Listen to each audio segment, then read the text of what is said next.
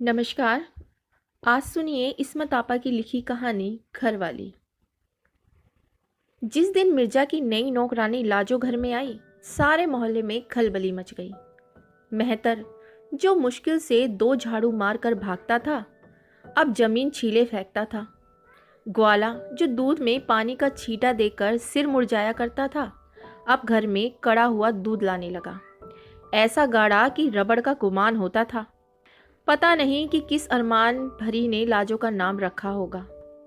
लाज और शर्म का तो लाजो की दुनिया में कोई मतलब ना था। ना जाने कहाँ और किसके पेट से निकली, सड़कों पर रुलकर पली, तेरे मेरे टुकड़े खाकर इस काबिल हो गई कि छीन झपट कर पेट भर सके। जब सयानी हो गई तो उसका जिस्म उसकी वाहिद दौलत साबित हुआ। जल्दी ही वह तो हम उम्र आवारा लोंडों की सोबत में जिंदगी के अछूते राज जान गई और बिना नकेल की ऊँटनी बन गई। मोल तोल की उसे कतई आदत ना थी। कुछ हाथ लग गया तो क्या कहने, नगद ना सही तो उधार ही सही, जो उधार की भी तौफीक ना हो तो खैरात सही। क्यों री, तुझे शर्म नहीं आती? लोग उससे पूछते। आती है, वह बेहयाई से शर्मा जाती। एक दिन खट्टा खाएगी। लाजो को कब परवाह थी, वह तो खट्टा मीठा एक सांस में डकार जाने की आदी थी। सूरत बला की मासूम पाई थी, आंखें बिना काजल के कलोंच भरी, छोटे छोटे दांत, मीठा रंग।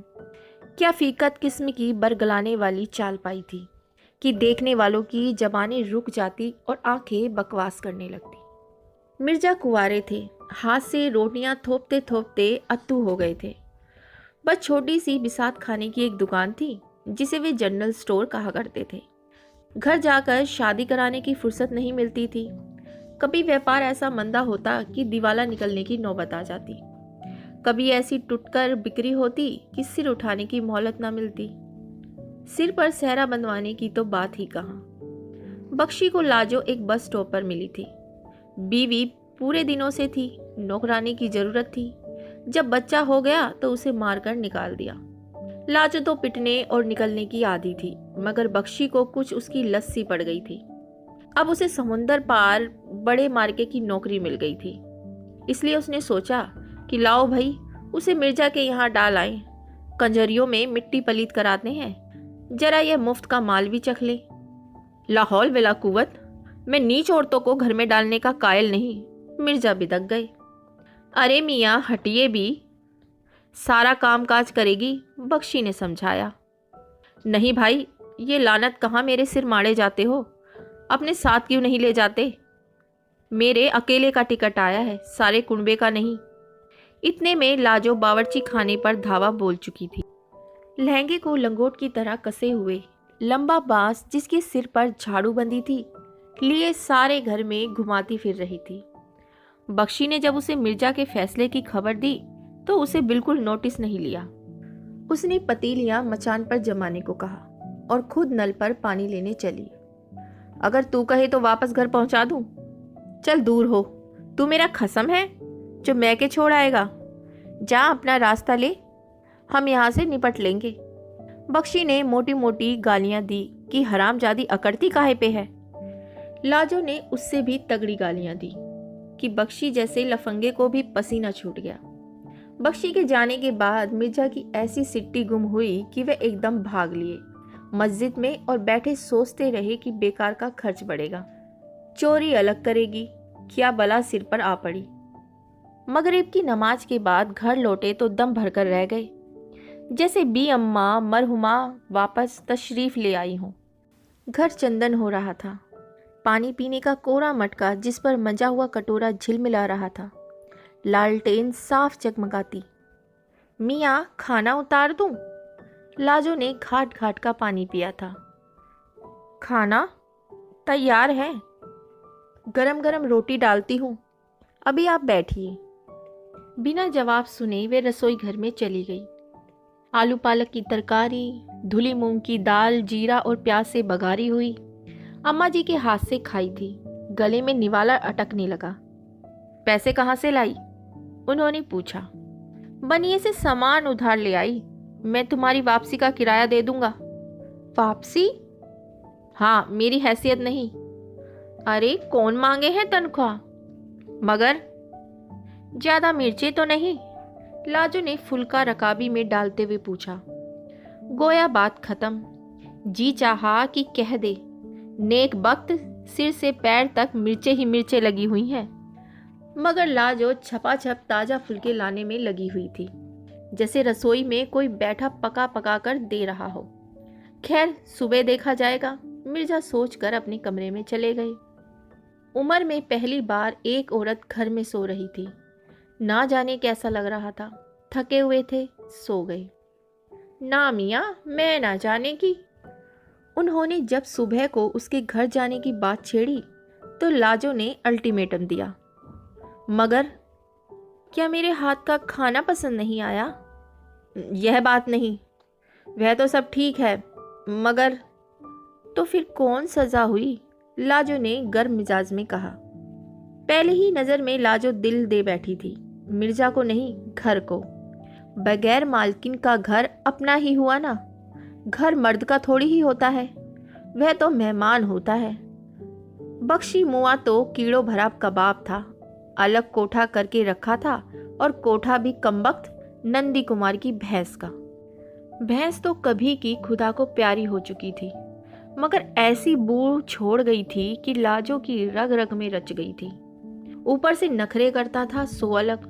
यहाँ घर की रानी तो वही थी। मिर्जा निरे भोंदू थे, यह लाजो ने देखते ही ताड़ लिया था। वाकई मेहमानों की तरह आते, चुपचाप जो आगे रख देती खा लेते। वे पैसे दे जाते और 2-4 बार हिसाब पूछा, फिर इत्मीनान हो गया कि लूटती नहीं। वे सुबह को जाते और शाम को आते। लाजो दिन भर घर को संवारती, आंगन में नहाती, कभी जी चाहता तो पड़ोस में रामू की दादी के पास जाकर बैठती। रामू मिर्जा के स्टोर में काम करता था। लाजो पर फौरन नर्म हो गया। 13-14 बरस का होगा, मुंह पर ढेरों मुहासे, बुरी सोबत में मिट्टी हो गया था। उसी ने बताया कि मिर्जा अक्सर कजरी के यहाँ जाते हैं। लाजो को बहुत बुरा लगा। बेकार का खर्चा, डाकिने होती हैं ये कंजरियाँ। आखिर वे खुद किस मर्ज की दवा थी? उसने सोचा आज तक जहाँ रही सभी खिदमात खुश असलूबी से संभाली। लाजो को आए हफ्ता गुजर गया था, लेकिन ऐसी बेकदरी उसकी कहीं नहीं हुई। मर्द व औरत के रिश्ते को उसने हमेशा फराक दिली से देखा। प्यार ही उसके लिए सबसे हसीन तजुर्बा था। कुछ उम्र से उसे इस प्यार से दिलचस्पी पैदा हो गई थी। ना माँ मिली, ना दादा दादी, ना नाना नानी जो ऊंच नीच समझाती। इस मामले में लाजो बिल्कुल पड़ोस की बिल्ली थी, जो बिल्लों की मेहरबानी को अपना हक समझती थी। इधर उधर से बहुत पैगामात उसे मिल रहे थे, मगर वे मिर्जा की नौकरानी थी। नहीं गई, उनको टाल दिया कि लोग हंसेंगे मिर्जा पर। मिर्जा ऊपर से बर्फ का तूदा बने बैठे थे, अंदर बेचारों के ज्वालामुखी दहक रहा था। जानबूझकर वे घर से कटे कटे से रहते। अजीब दिल का आलम था। कुछ मोहल्ले के मंचलों की भी उनकी दहशत में हाथ था। जिधर देखा लाजो के चर्चे। आज उसने दूध वाले का मुंह खसोटा, कल पनवाड़ी के थोबड़े पर गोबर उठाकर दे मारा। जिधर भी जाती लोग हथेली पर दिल लेकर दौड़ पड़ते थे। स्कूल के मास्टर जी गली में मिल जाते तो उसे शिक्षा देने पर उतारू हो जाते। मिर्जा कुछ चिड़े हुए से घर में घुसे। लाजो उसी दम नहा कर आई थी। गीले बाल कंधों पर पड़े थे। चूल्हा फूंकने की वजह से गाल तमतमा रहे थे, आंखें छलक रही थी। मियाँ को बेवक्त आता देखकर उसने दांत निकोस दिए। मिर्जा बड़बड़ाकर गिरने से बचे। उन्होंने सिर झुकाकर रोटी खाई, फिर जाकर मस्जिद में बैठ गए। मगर दिल घर में पड़ा था। पता नहीं बैठे बिठाए उन्हें घर क्यों एकदम याद आने लगा था। लौटे तो लाजो दरवाजे पर खड़ी किसी से झगड़ रही थी। मिर्जा को देखकर वह मटक गया। कौन था? उन्होंने शक्की शोहर की तरह पूछा। रघुआ। मिर्जा बरसों से दूध लेते थे, मगर ग्वाले का नाम भी मालूम नहीं था। दूध वाला। हुक्का ताजा करूं मियाँ? लाजो ने बात डाली। नहीं, क्या कहता था? पूछता था कितना दूध लाऊं। फिर तुमने क्या कहा? मैंने कहा तेरी अर्थी उठे, जितना रोज लाता है। फिर मिर्जा सुलग गए। फिर मैंने कहा, हरामी, अपनी अम्मा भैंसों को दूध पिला। उल्लू का पट्ठा, बड़ा हरामी है रघुआ, बंद कर दूध। हम स्टोर से वापसी घर पर ले आया करेंगे। रात को खाना खाने के बाद मिर्जा ने बड़े ठस्से के साथ कलफदार कुर्ता पहना, इत्तर की फुरेरी कान में अटकाई और छड़ी संभाल कर खकारते हुए चल दिए। लाजो जल भुनकर कबाब हो गई। पतिव्रता की तरह गुमसुम देखती रही और मन ही मन उस कजरी को कोसती रही। वह मिर्जा को पसंद नहीं, ऐसा तो कभी नहीं हुआ। कजरी अपने दूसरे ग्राहक को निपटा रही थी कि मिर्जा बिगड़कर लाला की दुकान पर जा बैठे। महंगाई और सियासी उलटफेर पर भी जी जलाकर वापस झुंझलाते हुए लौटे तो 11 बज चुके थे।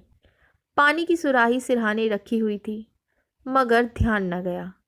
बावर्ची खाने वाले दर्रे में एक मटका रखा था। गटगटाकर ठंडा पानी पिया, मगर जी की आग और भड़क उठी। लाजो की चिकनी सुनहरी टांग दरवाजे की आड़ से झांक रही थी। बेढंगी सी करवट पर उसके कड़े खनखनाए, टांग और पसर गई। मिर्जा ने एक गिलास और चढ़ाया। वे लाहौल का पाठ करते हुए पलंग पर गिर पड़े। करवटें ले लेकर जिस्म छिल गया। पानी पी पी कर पेट नकारा हो गया। दरवाजे के पीछे से टांग कुछ और भी अड़ंगे लगाने लगी। अनजाना खौफ गला दबोचने लगा। बड़ा उधम मचाएगी ना मुराद, मगर शैतान ने पीछे से ढकेलना शुरू किया। अपने पलंग से एक दर्रे तक ना जाने कितने मील के चक्कर काट चुके थे। अब उनमें दम नहीं था। एक भोला भाला सा ख्याल उनके दिल में सिर उठाने लगा कि अगर लाजो की टांग इतनी खुली ना रहे तो उन्हें उतनी प्यास न लगे। ख्याल ने जैसे ही फन उठाया, उनकी हिम्मत बढ़ गई। ना मुराद जाग गई तो ना जाने क्या समझेगी, मगर अपने बचाव की खातिर खतरा भी तो मोल लेना ही पड़ता है। जूते पट्टी तले छोड़े और दबे पांव वे सांस रोके आगे बढ़े। चुटकी से लहंगे की गोट पकड़कर खींच दी। दूसरे लम्हे उन्हें पछतावा भी होने लगा कि शायद गरीब को गर्मी लग रही हो।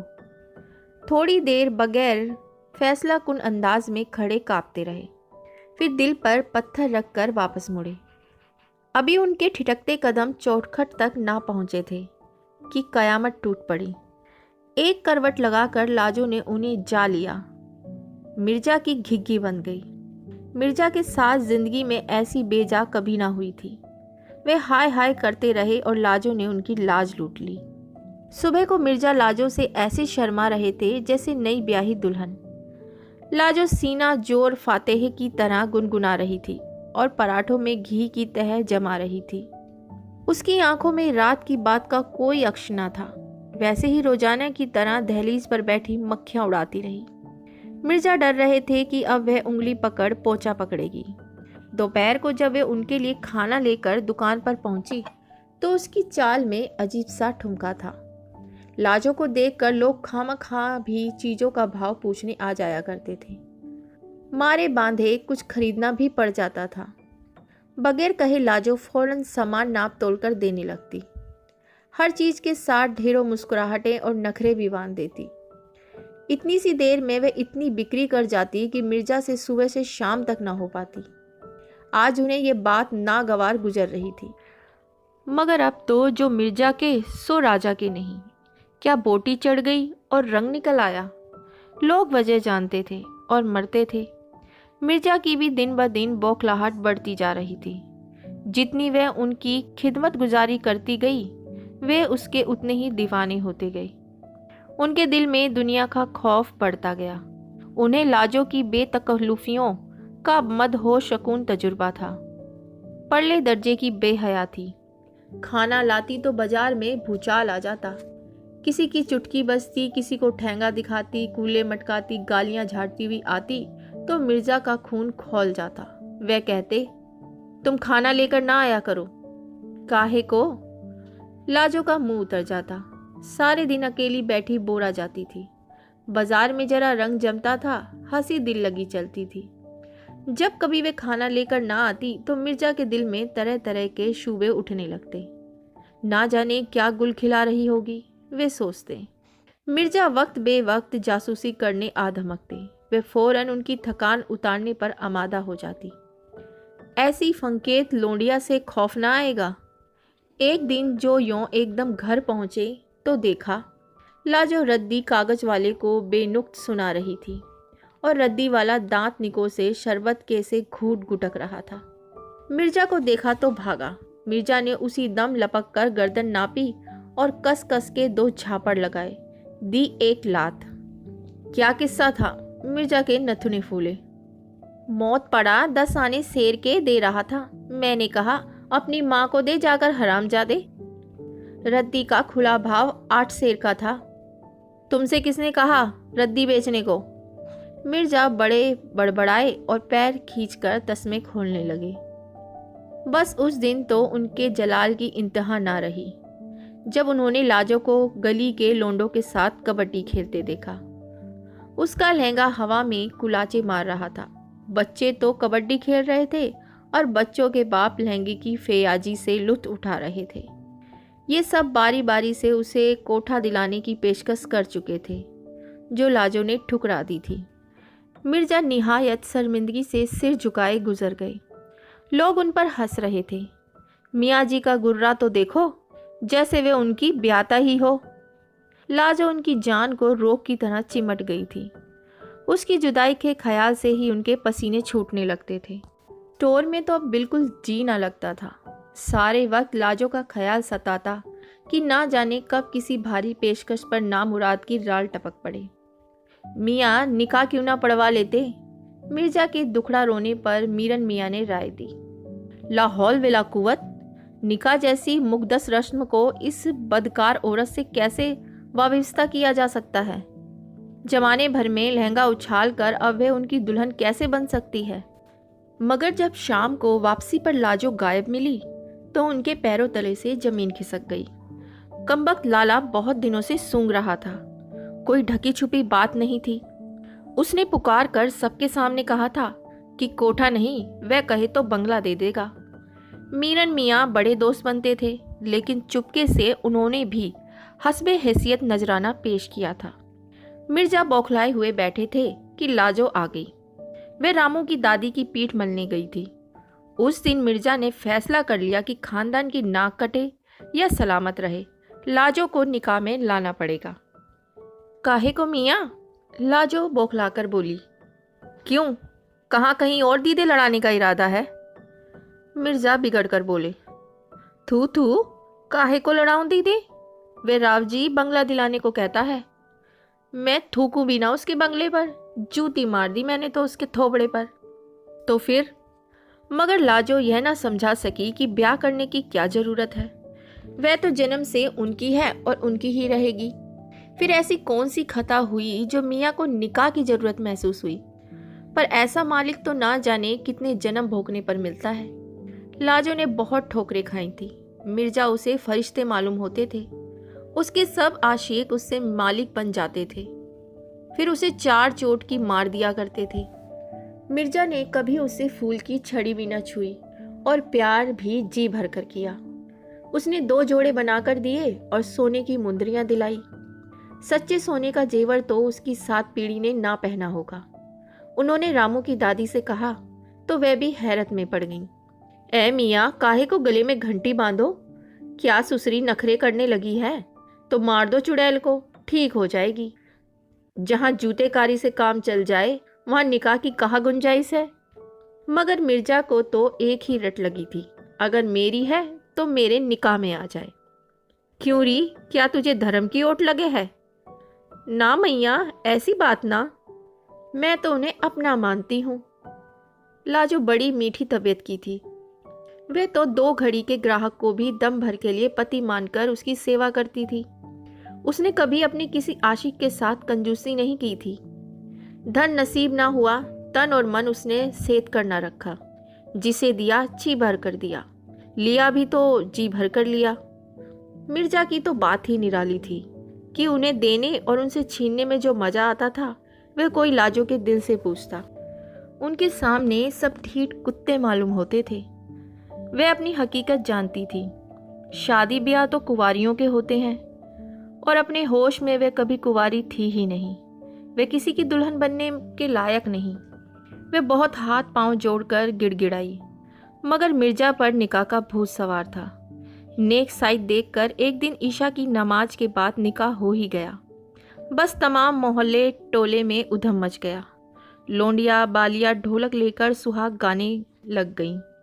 कोई दुल्हन वाली बन गई, कोई दूल्हा वाली। मिर्जा ने हंस हंस कर नेक दिया और लाजो उर्फ कनीस फातिमा मिर्जा इरफान बेग के निकाह में आ गई।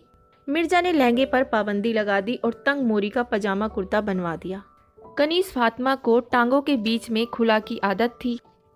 दो अलग अलग पायचे जिनमें दो टांगों के बीच में कपड़ा आ जाए, नीरा झंझट है। वे बार बार उस फिजूल रुकावट को खींच जाती। पहली फुर्सत में उसने पजामा उतार अलगनी पर डाला और लहंगा उठाकर सिर से पहन ही रही थी कि मिर्जा आ गई। उसने लहंगा कमर पर रोकने की बजाय छोड़ दिया।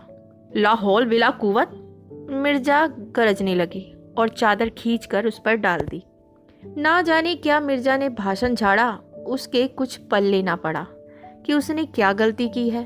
उसकी इस हरकत पर तो मिर्जा की जान जाया करती थी। अब मिर्जा ने अच्छा भला लहंगा उठाकर सचमुच चूल्हे में दे दिया। मिर्जा भिन भिन करते चले गए। वे चोर सी बैठी रह गई। चादर फेंककर उसने अपने जिस्म का मुआयना किया कि कहीं कोड़ तो नहीं फूट आया। नल के नीचे नहाती हुई वह बार बार आंसू पोंछती रही।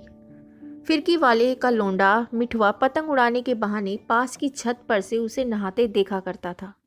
आज वह ऐसी उदास थी कि ना उसे अंगूठा दिखाया, ना जूती से धमकाया, ना ही भागती हुई कोठे पर गई, बल्कि चादर लपेट ली।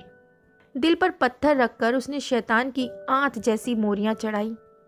मरे पर सो दरे, ऊपर से कमरबंद सटक गया। चिल्ला चिल्ला कर गला पड़ गया। तब बिल्लो आई और कमरबंद पड़ा। ये बंदूक का गिलाफ इस बदमजाक ने इजाद किया होगा। जितनी बार टट्टी जाऊं खोलूं बांधूं। मिर्जा जब दुकान से लौटे तो फिर कमरबंद सटक गया था। वह उंगली से पकड़ने की कोशिश कर रही थी। मिर्जा को उस पर प्यार आ गया। चुमकार कर गोद में समेट लिया। बड़ी तिकड़मों से कमरबंद हाथ में आया। तब उसे पजामे से उतनी शिकायत ना रही। एक और मुसीबत खड़ी हो गई। पहले जो लाजो की रानाइयाँ थी, वे मिर्जा की दुल्हन में बेहयाइयाँ हो गई। ये बाजारी औरतों के लटके शरीफ जादियों पर जेब नहीं देते। वे उनके ख्वाबों की रिवायती दुल्हन ना बन पाई कि मिर्जा प्यार की भीख मांगे। यह शर्माए, वह जिद करे, यह बिगड़ जाएगी, वह मनाए, यह रूठ जाए। लाजो तो सड़क का पत्थर थी। सेजों के फूल बनने की गुर नहीं जानती थी। डांट डांट कर मिर्जा ने लगामें लगाई।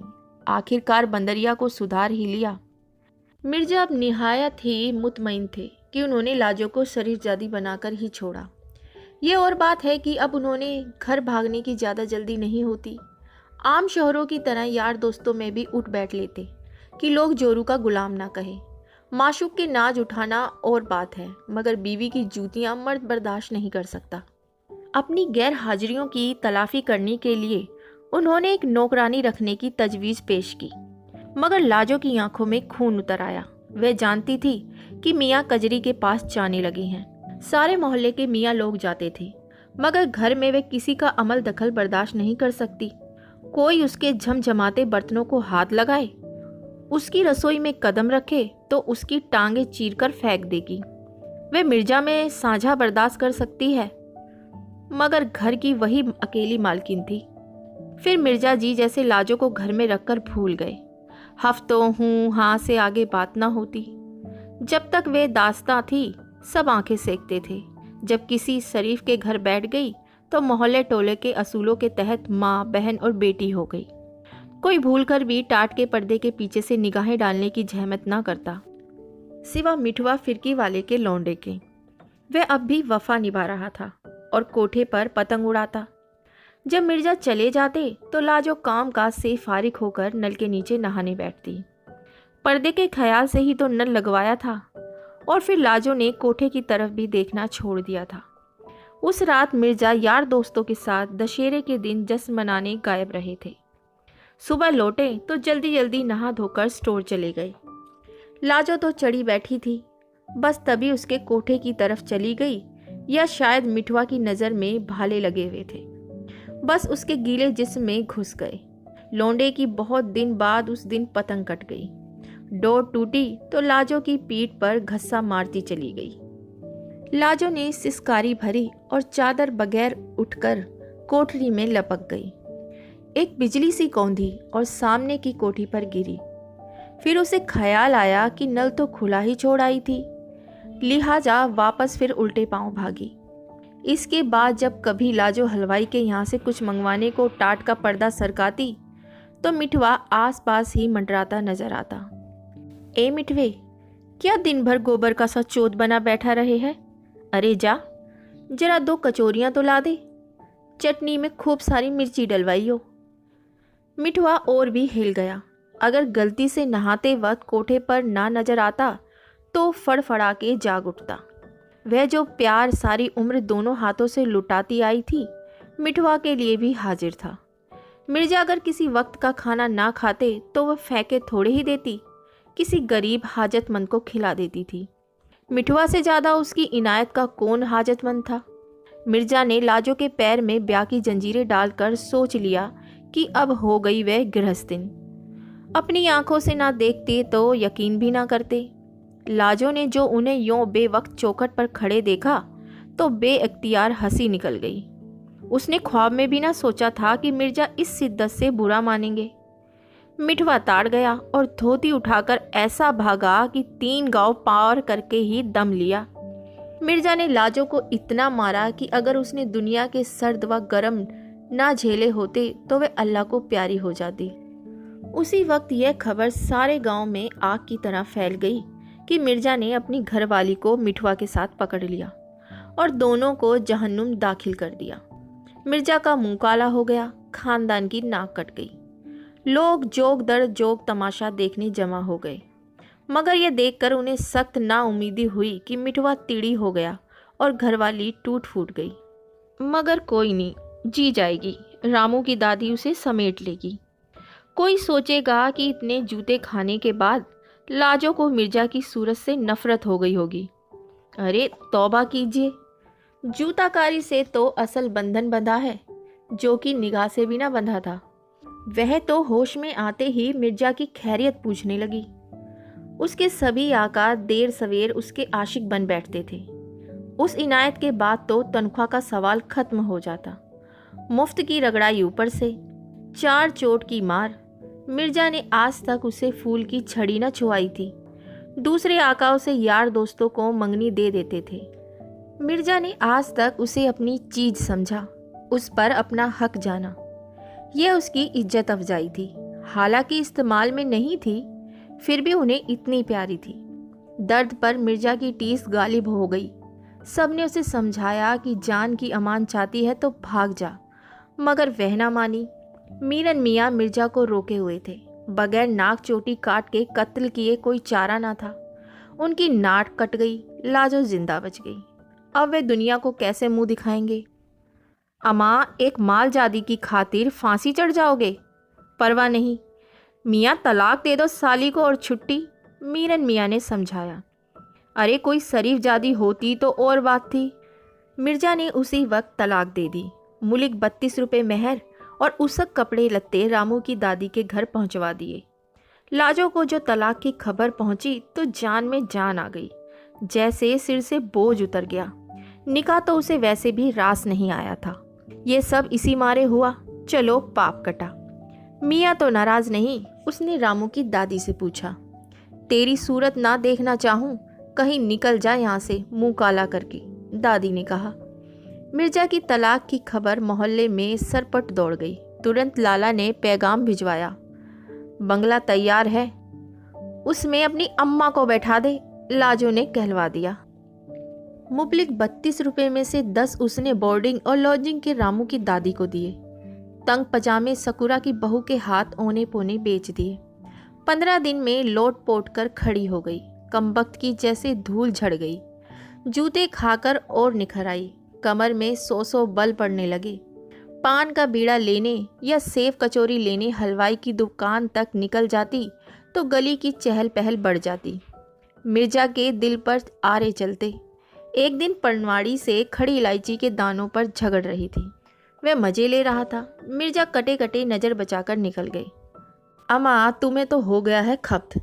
अब तुम्हारी भला से वह कुछ भी करती फिरे।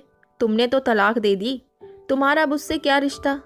मीरन मियाँ ने समझाया। वह मेरी बीवी थी, मैं कैसे बर्दाश्त कर सकता हूँ? मिर्जा बिगड़ गए। तो क्या हुआ, अब तो नहीं बीवी, और सच पूछो तो वह तुम्हारी थी ही नहीं, और निकाह जो हुआ था कतई नाजायज। यानी कि हुआ ही नहीं बिरादर। ना जाने वे किसकी नाजायज औलाद होगी। नाजायज से निकाह हराम। मीरन मियाँ ने फतवा पड़ा। तो निकाह हुआ ही नहीं? कतई नहीं। बाद में मुल्ला जी ने साथ कर दिया कि हरामी औलाद से निकाह जायज़ नहीं। तो गोया हमारी नाक भी नहीं कटी। मिर्जा मुस्कुराए। चलो, सिर से बोझ हट गया। बिल्कुल नहीं, मीरन मियाँ ने रोका। भाई मेरे, निकाह ही नहीं हुआ तो फिर तलाक कैसे हो सकती है? मुबलिक 32 रुपये मेहर के मुफ्त में ही गए। मिर्जा को अफसोस होने लगा। फौरन यह खबर सारे मोहल्ले में छलांगे मारने लगी कि मिर्जा का उनकी घरवाली से निकाह ही नहीं हुआ, न तलाक हुई। मुबलिक 32 रुपये बेशक डूब गए। राजो ने जब ये खुशखबरी सुनी तो नाच उठी। सीने पर से बोझ फिसल गया कि निकाह और तलाक एक डरावना ख्वाब था जो ख़त्म हो गया और जान छूटी। सबसे ज़्यादा खुशी तो इस बात की थी कि मियाँ की नाक नहीं कटी। उसे मियाँ की इज्जत जाने का बड़ा दुख होता। हरामी होना कैसा वक्त पर काम आया। खुदा ना खास्ता इस वक्त वे किसी की जायज औलाद होती तो छुट्टी हो जाती। रामू की दादी के घर में उसका दम घुट रहा था। जिंदगी में कभी यूँ घर की मालकिन बनकर बैठने का मौका नहीं मिला था। उसे घर की फिक्र लगी हुई थी। चोरी चकारी के डर से मियाँ ने इतने दिन से झाड़ू भी नहीं दिलवाई थी। कूड़े के अंबार लग रहे होंगे। वे स्टोर जा रहे थे। लाजो ने रास्ता रोक लिया। फिर मियाँ, कल से काम पर आ जाऊं? वह इठलाई। लाहौल वला कुव्वत। मिर्जा सिर झुकाए लंबे लंबे डग मारते निकल गए। दिल में सोचा, कोई नौकरानी तो रखनी ही होगी। ये बज्जात ही सही। बात साफ हो गई। लाजो ने कल वल का इंतजार नहीं किया। छतों घर में कूद गई, लहंगे का लंगोट किया और जुट गई। शाम को मिर्जा लौटे तो ऐसा लगा कि मरहुमा बी अम्मा आ गई हो। घर साफ, चंदन व लोबान की भीनी भीनी खुशबू, कोरे मटके पर झिलमिलाता मंजा हुआ कटोरा, जी भर आया। चुपचाप भुना हुआ सालन और रोटी खाते रहे। लाजो अपनी हैसियत के मुताबिक दहलीज पर बैठी पंखा करती रही। रात को 2 टाट के पर्दे मिलाकर जब बावर्ची खाने में लेटी तो मिर्जा पर फिर शिद्दत की प्यास का दौरा पड़ा। जी मारे लेटे उसके कड़ों की झनकार सुनते रहे, करवटें बदलते रहे। जी कह रहा था कि बड़ी बेकदरी की थी उन्होंने उसकी। लाहौल वला कुव्वत का यक वे भन्नाए हुए उठे और टाट पर से घरवाली को समेट लिया। कहानी सुनने के लिए धन्यवाद। आशा करती हूँ आपको मेरी कहानी पसंद आई होगी, और इसी प्रकार की कहानी सुनने के लिए मेरे चैनल को लाइक कीजिए, सब्सक्राइब कीजिए और बेल आइकन दबाना ना भूलिएगा, जिससे आपको मेरी आने वाली सभी कहानियों के नोटिफिकेशन मिल सकें। और बहुत जल्द मिलती हूँ एक नई कहानी के साथ। तब तक के लिए अलविदा।